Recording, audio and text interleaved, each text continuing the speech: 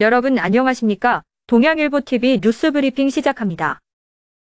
어제 정부가 일본 후쿠시마 원전 오염수 방류 문제와 관련한 국민 우려를 줄이고자 국내 해수욕장 해수에도 방사능 긴급조사를 시행하겠다고 밝혔습니다. 송상근 해양수산부 차관은 긴급조사는 제주도, 함덕해수욕장, 강원도 경포해수욕장 등 국내 대표 해수욕장 20곳에서 실시된다고 설명했는데요. 아울러 오염수가 방류되더라도 대표 해수욕장에 대해 매주 방사능 분석을 시행하고 공개하겠다고 밝혔습니다. 또 송 차관은 국민의힘과 정부가 지난 18일 합의한 해양 방사능 조사 지점 확대 방침의 구체적 실행 구상도 설명했는데요. 해류 등을 고려해 한국 남서, 남동 지역과 제주 해역에서 108개 긴급조사 정점을 선정할 것이라며 1개월에서 3개월이 걸리는 정밀 조사와 달리 신속분석법을 적용할 계획이라고 말했습니다. 국민의힘 김기현 대표가 상호주의에 입각해 한중 관계부터 새롭게 정립해야 한다면서 국내 거주 중국인의 투표권 제한, 건강보험에 등록 가능한 피부양자 범위 축소에 나서겠다고 밝혔습니다. 김 대표는 국회 교섭단체 대표연설에서 작년 6월 지방선거 당시 국내 거주 중국인 약 10만 명에게 투표권이 있었으나 중국에 있는 우리 국민에게는 참정권이 전혀 보장되지 않았다. 왜 우리만 빗장을 열어줘야 하는 건가라며 이같이 말했는데요. 김 대표는 또 외국인 건강보험 적용 역시 상호주의를 따라야 한다며 중국에 있는 우리 국민이 등록할 수 있는 건강보험 피부양자 범위에 비해 우리나라에 있는 중국인이 등록 가능한 범위가 훨씬 넓기에 중국인이 더 많은 혜택을 누리는 것으로 부당하고 불공평하다고 지적했습니다.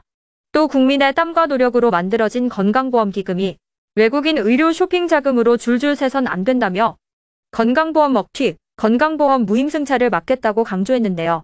김 대표의 상호주의에 입각한 한중관계 언급은 최근 싱하이밍 주한 중국 대사가 민주당 이재명 대표와 만난 자리에서 중국이 지는 쪽에 베팅하면 후회할 것이라는 등 윤석열 정부를 겨냥한 과격한 발언으로 한중 간 외교 갈등을 촉발한 가운데 나왔다는 점에서 주목됩니다.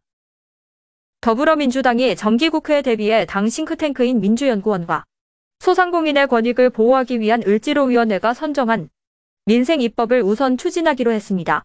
경제와 민생 위기에 적극적으로 대처하기 위한 해법을 제시함으로써 민생정당으로서의 위상을 제고하겠다는 것인데요.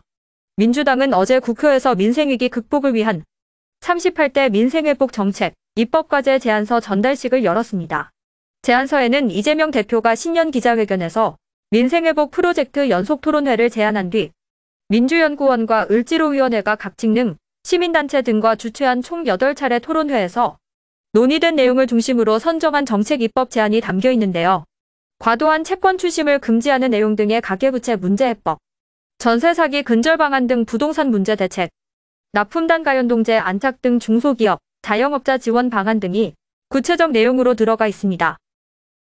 주식회사 파워링크가 어제 동충주 산단 사업부지에서 조기령 충주시장과 박혜수 시의회 의장을 비롯한 관계 공무원과 협력기업 관계자들이 참석한 가운데 40mW 규모 1차 데이터센터 구축을 위한 기공식을 열었습니다.